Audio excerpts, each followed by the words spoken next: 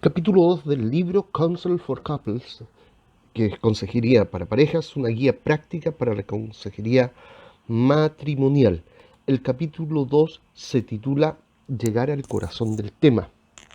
Proverbios 23:7 dice: porque cuál es su pensamiento en su corazón, tal es él.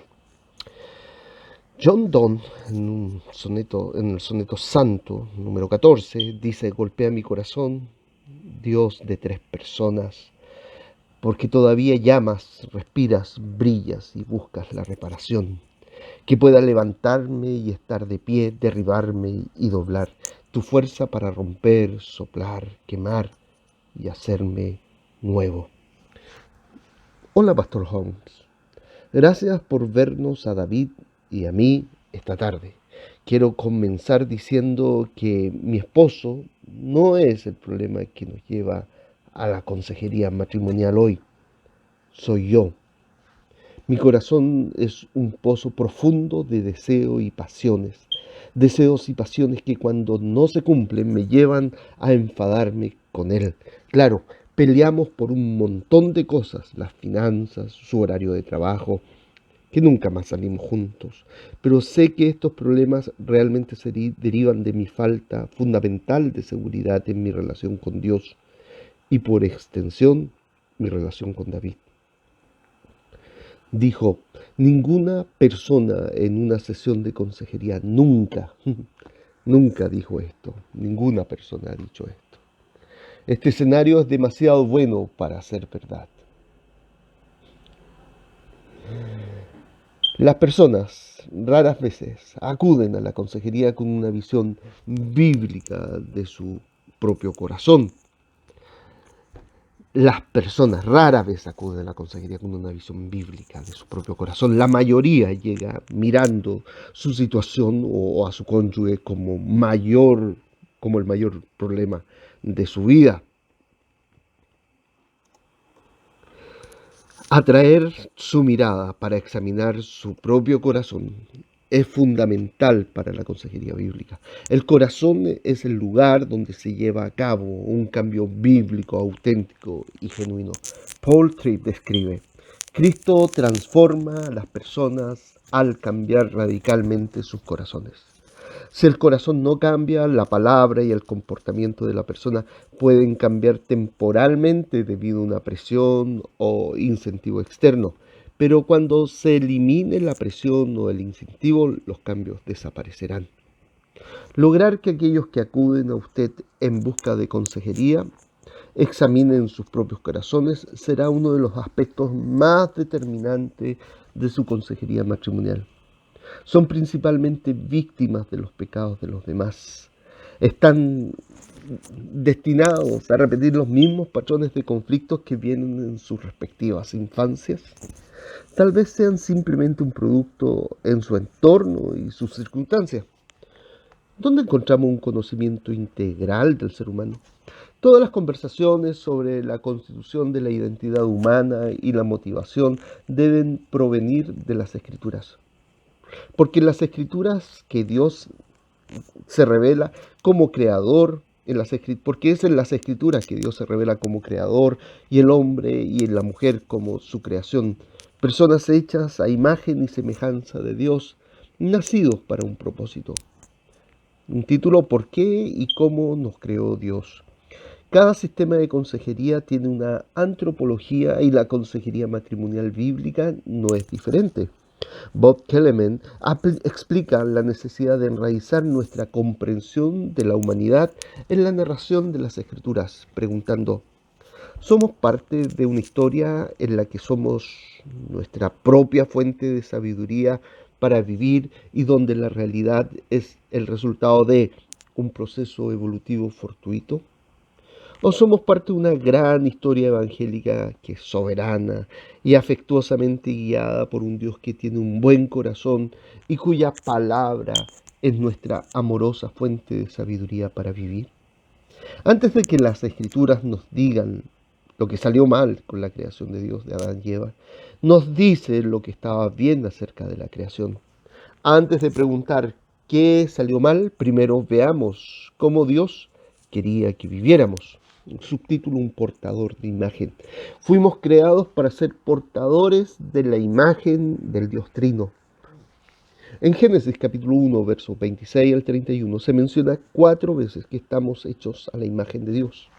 Esto tiene implicaciones significativas para nosotros como individuos. En el antiguo Oriente, cercano Oriente, los gobernantes erigían imágenes de sí mismos alrededor del perímetro de su tierra para indicar a los visitantes y viajeros que gobernaban en esta área. Era una señal para la gente de quien reinaba en esta tierra. Dios creó a los seres humanos para señalar su gloria y majestad en la creación. Él nos creó a su imagen para que pudiéramos dar testimonio de quién es Él. Hal Lambert señala, comillas, ser creados a la imagen de Dios no significa que seamos idénticos a Dios. Significa que somos como Él y mostramos su naturaleza al mundo. Cierre de comillas. Subtítulo: un relator.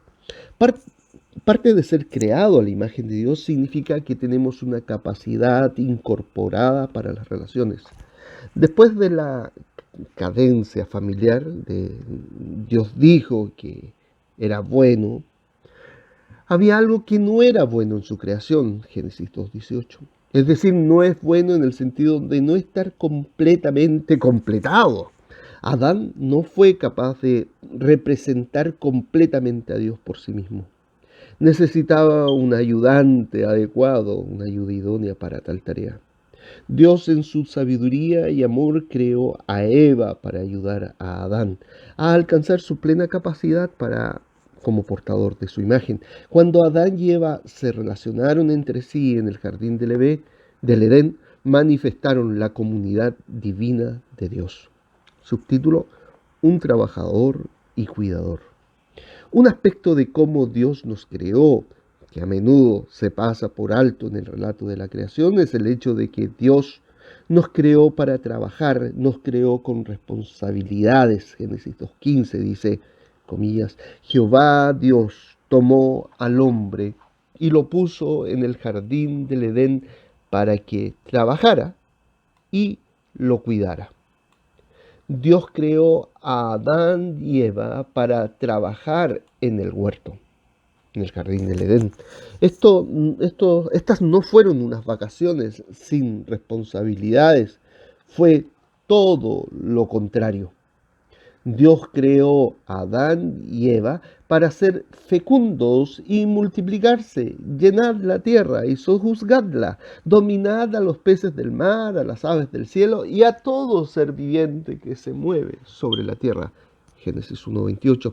Esto quiere decir que el trabajo no es resultado de la caída, sino parte de lo que significa ser un ser creado.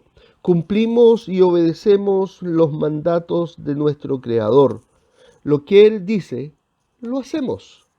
Un nuevo subtítulo: un amante adorador. Somos creados por Dios y como Dios, a semejanza de Dios.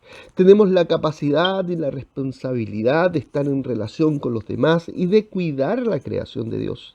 También somos creados para Dios. Bob Kellerman y Sam Williams escribe, uno de los componentes centrales, quizás la esencia de ser la imagen de Dios, la imagen Dei, es la capacidad para un tipo particular de relación con Dios, caracterizada por el amor, la adoración y la obediencia. No somos simplemente responsables por nosotros mismos. Somos responsables ante alguien, delante de alguien. Y ese alguien es Dios. Este aspecto vertical de nuestro ser es fundamental para la consejería. Debido a que somos seres creados, tenemos responsabilidad ante nuestro Creador. No somos individuos que se gobiernan a sí mismos, sino portadores de la imagen de Dios, del Dios viviente. Somos llamados a amarlo y a obedecerlo, a amarlo y a adorarlo. Conocer estos aspectos de nuestro ser nos ayuda a saber qué salió mal en la caída. Inmediatamente después de Génesis 1 y 2 tenemos Génesis 3. La historia humana cambia para siempre en un momento de pecado. En lugar de buscar para ser portadores de la imagen de Dios, Adán y Eva se esconden. En lugar de relacionarse con, entre sí como Dios diseñó, se mueven hacia el cambio de culpa y la vergüenza. En lugar de disfrutar del trabajo en un jardín caracterizado por el shalom o la paz, ahora están consignados a trabajar en un ambiente hostil.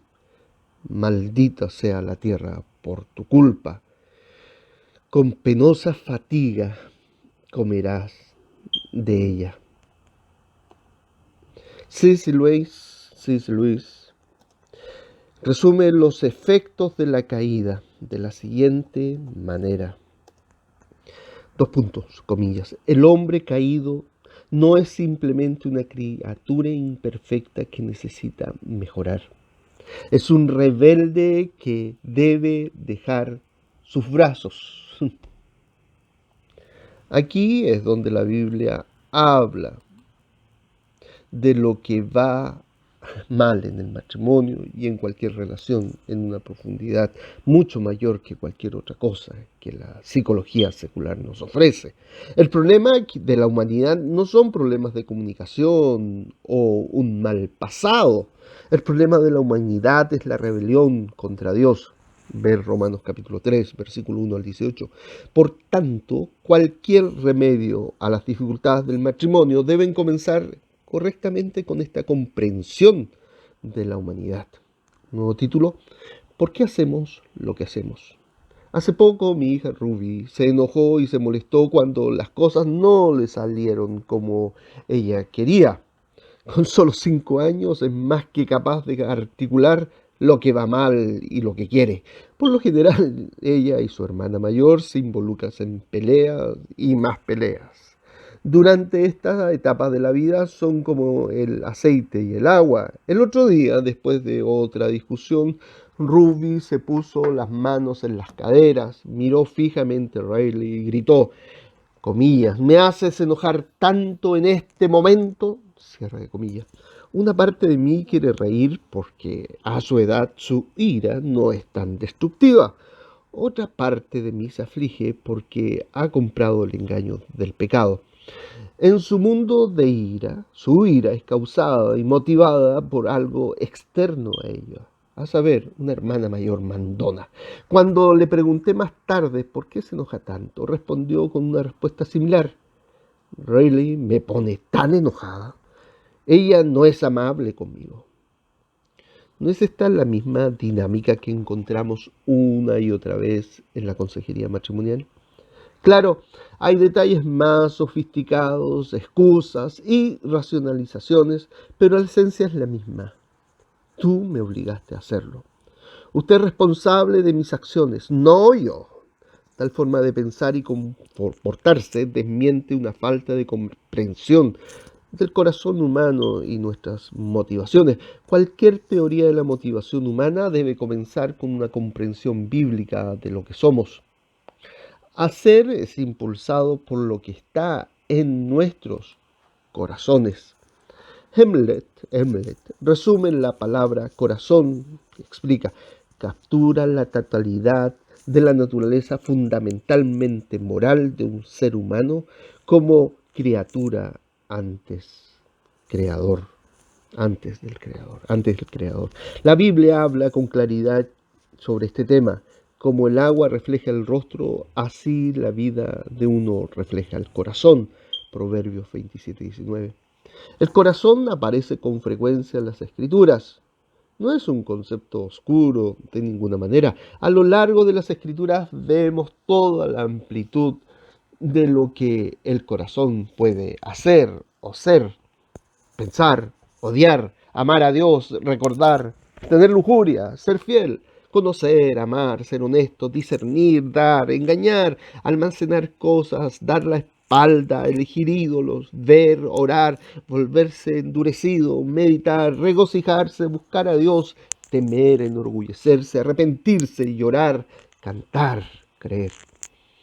Esta enseñanza puede ser familiar para muchos cristianos. pero a menudo encuentro que no se cree funcionalmente. Creemos que el corazón es la fuente de nuestro comportamiento, pero cuando los problemas maritales nos acosan, rápidamente echamos la culpa a nuestro pasado, a nuestro cónyuge, a nuestro cuerpo. Tim Keller escribe, dos puntos. Todo lo que captura la confianza y el amor del corazón también controla los sentimientos y el comportamiento.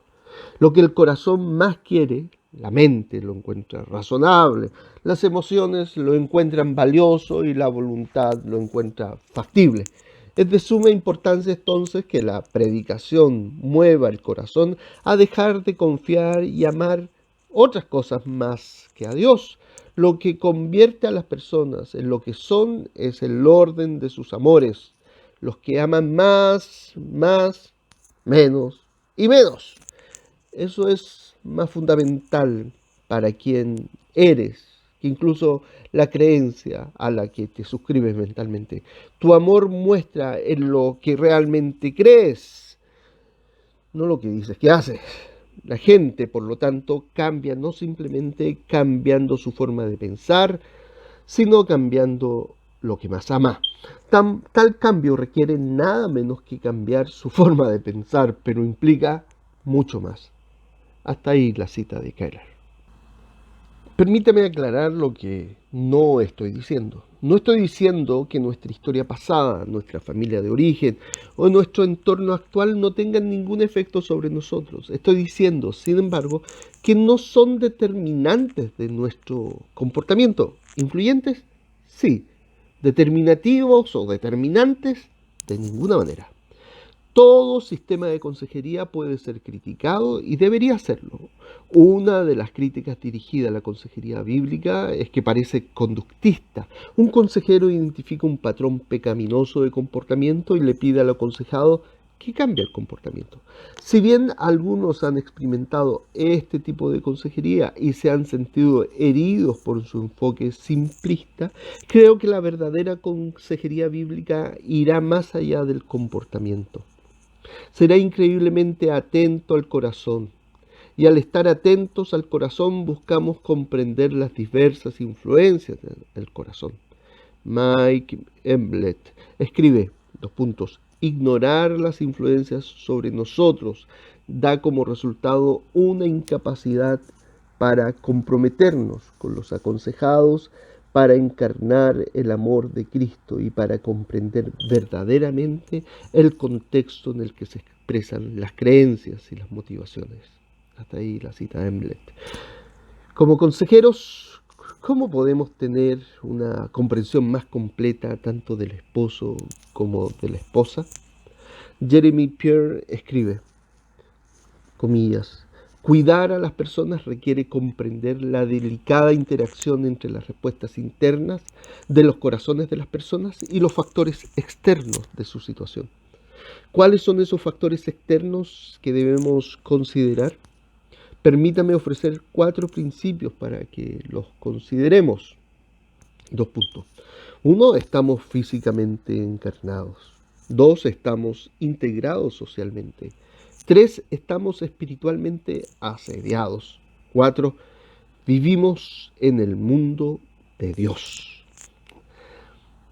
Primero, entonces, somos individuos que estamos físicamente encarnados.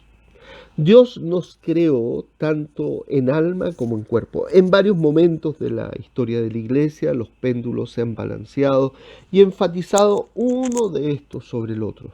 Como consejeros buscamos lograr un equilibrio bíblico entre los dos. La Biblia no denigra ni tiene en baja estima al cuerpo. De hecho, la Escritura dice que el cuerpo es parte integral de nuestra santificación. Primera de Corintios 6, 13 al 14. Los creyentes pasarán la eternidad en el cielo nuevo y la tierra nueva adorando a Dios como seres totalmente encarnados. Isaías 65, 17 al 25, Primera de Corintios 15, 48 al 49 y Apocalipsis 7, versículos 9 y 10 y Apocalipsis 21, versículos 4 y 5. Lejos de ser una ocurrencia tardía, el cuerpo juega un papel importante en nuestro crecimiento en la piedad. En Primera de Reyes 19 vemos al profeta Elías temeroso por su vida y huyendo de Jezabel. Se nos dice en el de los versículos 5 al 9. Entonces él se acostó debajo de la zarza y se durmió. De repente un ángel lo tocó y le dijo, levántate y come. Miró a su alrededor y allí junto a su cabeza había un poco de pan cocido sobre fuego caliente, de brasas sobre brasas, y una jarra de agua. Comió y bebió y luego volvió a acostarse. El ángel del Señor volvió por segunda vez y lo tocó y le dijo, levántate y come, porque el camino es demasiado para ti. Así que se levantó, comió y bebió. Fortalecido por ese alimento, caminó 40 días y 40 noches hasta llegar a Horeb, el monte de Dios. Allí entró en una cueva y pasó la noche. Dios se preocupa por las necesidades físicas de Elías primero, antes de abordar otros asuntos. Primera de Reyes 19, 9 al 18. Vemos que Dios se preocupa por el cuerpo y sus necesidades físicas junto con las necesidades espirituales, componentes de nuestras luchas y dificultades. En la consejería queremos estar atentos al cuerpo y la forma en que influye y media en la adoración del corazón. ¿Qué debilidades o limitaciones físicas están presentes que deben tenerse en cuenta? ¿Qué discapacidades o obstáculos recientemente en consejería? ¿Tuve un esposo que tuvo problemas para completar la tarea que le asignaba? Pensé que era una falta de compromiso con la tarea hasta que confesó que le habían diagnosticado dislexia. La lectura era increíblemente difícil para él y la mayoría de mis tareas que había asignado habían estado orientados a leer varios pasajes y artículos. Para ayudarlo con esto pudimos comprarle una Biblia en audio y él pudo escuchar las escrituras durante su viaje al trabajo. Comprender que las personas frente a usted es comprender a la persona, que la persona frente a usted es un ser físicamente encarnado, informará la manera en que se aconseja. Mike Emlet escribe, dos puntos, queremos llamar a las personas a la obediencia y a la responsabilidad en la medida en que sea apropiado, en vista de la fuerza y o debilidad del cuerpo. El cuerpo nunca nos absuelve de nuestra responsabilidad personal de vivir una vida que agrada a Dios, pero sin duda puede afectar este proceso en diversos grados en función de nuestra fortaleza y debilidades físicas. Tim Chester ofrece un resumen útil. Solo cuando comprendemos el papel de nuestro corazón podemos comprender el papel de nuestras circunstancias en el pecado. Nuestras luchas y tentaciones a menudo desencadenan el pecado, pero nunca lo causan. La raíz de la causa es siempre el corazón y sus deseos pecaminosos. Elegimos cómo respondemos a las circunstancias y lo que determina nuestra elección, nuestras elecciones son el pensamiento y deseos de nuestro corazón. Un nuevo título: somos individuos que están socialmente arraigados. Estamos viendo estos 4 términos que eran, el primero era estamos físicamente encarnados, el segundo estamos integrados socialmente, el tercero estamos espiritualmente asediados, el cuarto vivimos en el mundo de Dios. Entonces somos individuos que están socialmente arraigados. Ryan y Sarah no podrían haber venido de una familia más diferente, de 2 terrenos. Ryan creció en un hogar cristiano con 2 padres que amaban al Señor. Ryan y sus hermanos asistieron a una escuela cristiana toda su vida, pero cuando llegó el momento de elegir una universidad, Ryan decidió que quería asistir a una escuela estatal. Sus padres estaban un poco preocupados por su decisión, pero sintieron que su tiempo en casa lo había preparado para la siguiente etapa de la vida. En la universidad, Ryan experimentó un nivel de libertad que no había podido disfrutar en casa. sin toque de queda, sin reglas sobre el consumo de medios, de internet, nadie controlando cuánto tiempo pasaba en el teléfono, la libertad recién descubierta junto con una capacidad moderada para mantener sus calificaciones, lo llevó a un primer año de fiestas y trasnochar que pudo ocultar a sus padres. Ryan fue invitado por uno de sus compañeros de cuarto a una reunión de una cruzada cristiana donde conoció a Sara. La conexión fue instantánea y en poco tiempo estaban saliendo. Los antecedentes de Sara eran opuestos a los de Ryan. La madre de Sara la había dado en adopción a una edad temprana y ella había pasado su infancia dentro y fuera de hogares de acogida. El último hogar de acogida en la que estuvo antes de ir a la universidad fue un hogar de acogida cristiano. Y fue allí donde fue a la iglesia por primera vez. Después de involucrarse en un grupo de jóvenes, Sara entregó su vida a Cristo. Cuando Ryan y Sara se comprometieron, la emoción de la vida se apoderó de ellos y solo dieron una mirada superficial a sus antecedentes familiares y de historia. Aquí habían dos jóvenes enamorados que querían casarse. Contra el juicio de sus padres, Ryan y Sara se casaron entre su segundo y tercer año de universidad. Sara abandonó la escuela para trabajar y ayudar a pagar la educación de Ryan. Dentro de los primeros 6 meses comenzaron a experimentar problemas en su matrimonio. Se acercaron a sus líderes de cruzada en busca de ayuda, pero después de algunas reuniones con Ryan saliendo furioso y Sara llorando, acudieron a mí en busca de ayuda. Después de unas pocas sesiones de reuniones con Ryan y Sara, quedó claro que sus antecedentes familiares y las experiencias de la infancia jugaron un papel importante en la formación de sus expectativas en el matrimonio. La infancia de Ryan, hasta cierto punto idealizada, mirando desde afuera, su familia era el hogar ideal, dos padres cristianos que lo enviaron a una escuela cristiana. Sus padres rara vez se peleaban y en su mayor parte las cosas en el hogar asumían una rutina y un ciclo que se sentía muy fácil. Ryan no conocía la idea de que el matrimonio y las relaciones en general requerían esfuerzo y trabajo. Además, la idea de que Cristo y el poder del Evangelio era lo que hacía que el matrimonio funcionara le resultaba algo aún más extraño. Cuando Ryan se fue de la casa y las limitaciones de su rutina se desvanecieron, comenzó a vivir para complacerse a sí mismo.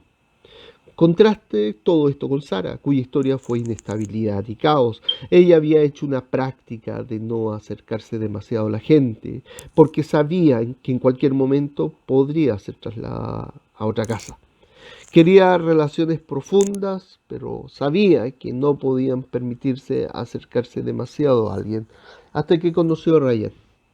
Aquí había un buen chico que venía de un hogar cristiano. Esto era lo que ella había estado buscando. La apatía de Ryan sobre el matrimonio le sorprendió y la necesidad de Sara lo asustó. ¿Qué iban a hacer? Después de pasar tiempo explorando su pasado y sus historias familiares, quedó claro lo que estaba sucediendo en su matrimonio y pudieron reorientar bíblicamente sus expectativas y respuestas.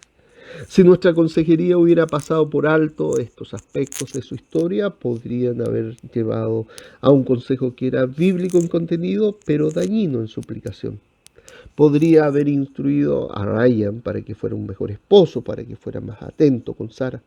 Recuerde, sin embargo, que Ryan creció en un hogar donde ser bueno y cristiano se basaba más en la rutina y la cultura que en el Evangelio. Ryan podría haber arreglado un poco su actuación y haber sido un mejor esposo, pero aparte del Evangelio no sería un cambio duradero. Podría haber aconsejado a Sara que redujera sus expectativas en relación con Ryan. Dale a Ryan algo de tiempo para adaptarse al matrimonio, sea una esposa sumisa, pero al hacerlo me habría perdido los verdaderos deseos que se agitan debajo de la superficie. Un deseo de ser amado y tener una relación con Ryan. Las personas a las que aconseja son seres humanos que acuden a usted con historias, relatos y valores. Provienen de entornos sociales que han moldeado sus vidas. Ignorar esto devalúa la forma en que Dios nos creó. En el pasado de Ryan y Sarah determinante, ¿es el pasado de Ryan y Sarah determinante de quiénes son? De ninguna manera, pero es significativo, por supuesto. Emlet lo explica, comillas. Las escrituras también afirman la influencia de los demás, pero sin sugerir que estas influencias, estas personas, deben ser determinantes en quienes llegamos a ser o cómo actuamos en una situación específica. La historia de la gente y la situación social no son determinantes, pero a menudo desempeñan un papel importante en las circunstancias presentes. Historia de las personas y situación social. Tenga esto en cuenta cuando ofrezca un cuidado y consejo. Tercer aspecto, somos individuos que están espiritualmente asediados. Somos personas que están físicamente encarnados, socialmente arraigados y también somos personas espiritualmente asediados. Como mencioné anteriormente, la iglesia a veces puede oscilar de un extremo a otro. En algunos rincones de la iglesia se enfatiza demasiado la batalla espiritual en la que estamos inmersos, lo que lleva a una mentalidad de demonio detrás de cada arbusto. En el extremo opuesto del espectro está aquello que se vive en la negación funcional del reino espiritual. En Efesios 6, el apóstol Pablo nos ofrece sobriamente un vistazo de la cortina de la realidad. Sed fuerte en el Señor y en su gran poder, nos dice Pablo, vestidos de toda la armadura de Dios, para que podáis estar firmes contra las acechanzas del diablo. Porque nuestra lucha no es contra sangre y carne, sino contra principados, contra autoridades, contra los poderes de este mundo tenebroso y contra las fuerzas espirituales del mal en los lugares celestiales. Por lo tanto, vestidos de toda la armadura de Dios, para que cuando venga el día malo podáis estar firmes y después de haber hecho todo, seguir firmes. Efesios capítulo 6, versos 10 al 13. Siempre me sorprende cuando esta porción de Efesios está desconectada del contexto más amplio de la carta, al parecer.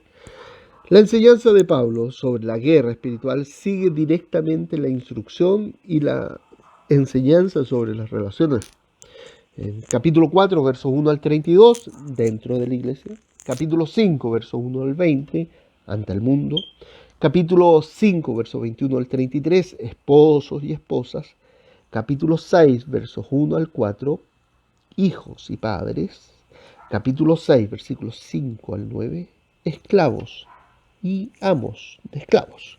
El movimiento de la carta culmina con esta sección sobre la guerra espiritual y creo que Pablo está indicando que la batalla espiritual en la que estamos comprometidos no está ocurriendo con sables de luz, orcas y sesiones de espiritismo. Está ocurriendo en nuestras relaciones. Satanás ataca nuestras relaciones dentro de la iglesia, el matrimonio, la paternidad y nuestro trabajo. ¿Qué mejor manera de interrumpir el plan de Dios que atacar al pueblo de Dios?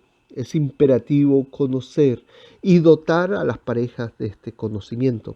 Satanás está en contra de su matrimonio porque en contra de cualquier cosa que testifique de la gloria y majestad de Dios en Cristo. Él es el destructor de las relaciones piadosas. Les digo a mis aconsejados que Satanás no es un pequeño gatito amable que les muerde los talones. Es como un león rugiente que busca devorarlos por completo. Vea Primera de Pedro 5 al 8.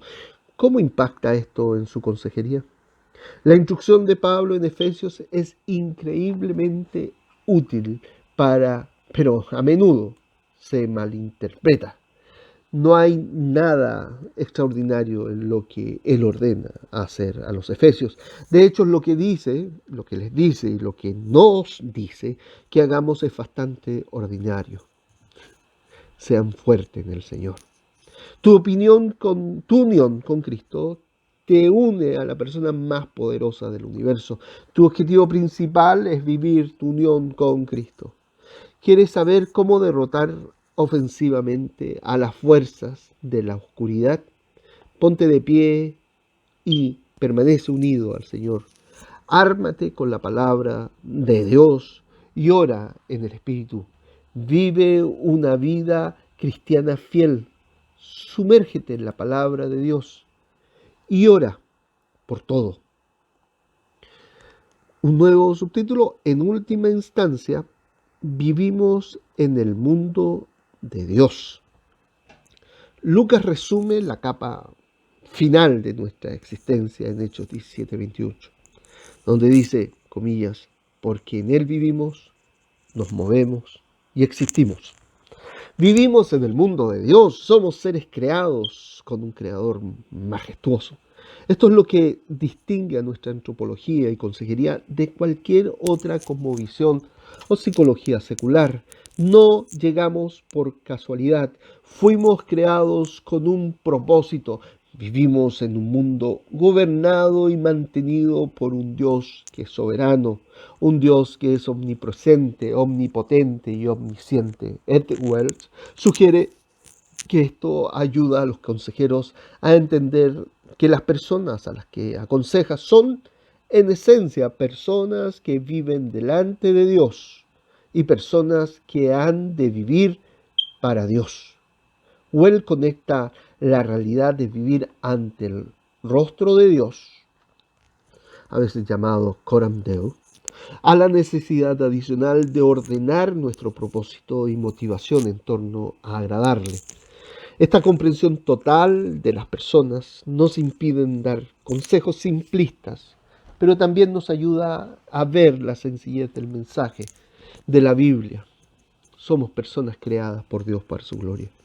Esto no es cristiano para sugerir que simplemente ofrecemos algunos versos oportunos. Significa estar atento y dirigirse a la persona en su totalidad. Cuando nos comprometemos a dirigirnos al corazón, nos comprometemos a aconsejar a los esposos y esposas de una manera que concuerden con la forma en que Dios los creó para ser. Como siempre, Dios no nos ha dejado sin recursos para este empeño. Él nos da su palabra y su espíritu. La palabra de Dios es viva y eficaz y más cortante que toda espada de dos filos. Penetra hasta dividir alma y el espíritu, coyuntura y médula. Juzga los pensamientos y las actitudes del corazón. Nada en toda la creación está oculta a la vista de Dios. Todo está descubierto ante los ojos de aquel a quien debemos de dar cuenta. Vea Hebreos capítulo 4 versículos 12 y 13. Un nuevo título: la historia de una pareja. El día de nuestra boda en 2004, ninguno de nosotros era creyente, dice esta historia. 13 meses después, ambos habíamos entregado nuestras vidas a Cristo. Como una pareja de recién casados, realmente no sabíamos cómo era la vida cristiana, especialmente dentro del marco del matrimonio. Había patrones de pecado establecidos desde hace mucho tiempo en nuestras vidas y encontramos que estaban profundamente arraigados. A pesar del crecimiento espiritual gradual, continuamos luchando con estas cosas y finalmente recurrimos a la consejería bíblica. En el transcurso de varios años, nos reunimos de vez en cuando con Jonathan y durante nuestras sesiones habían algunas cosas con las que podíamos contar. Mientras contábamos nuestra historia y compartíamos recuerdos dolorosos, era claro que nuestras palabras estaban siendo recibidas con una genuina preocupación y compasión como la de Cristo. Casi todo el tiempo que pasamos juntos los dedicamos a examinar internamente el corazón y la motivación subyacente de mi comportamiento, sin centrarnos en lo que él o ella hizo o dijo y las razones por las que lo hizo. El consejo que recibimos se basó en las Escrituras y regularmente se nos dio la esperanza de que el cambio impulsado por el Evangelio era posible. Cuando el panorama era sombrío, recordamos las profundidades de la gracia de Dios.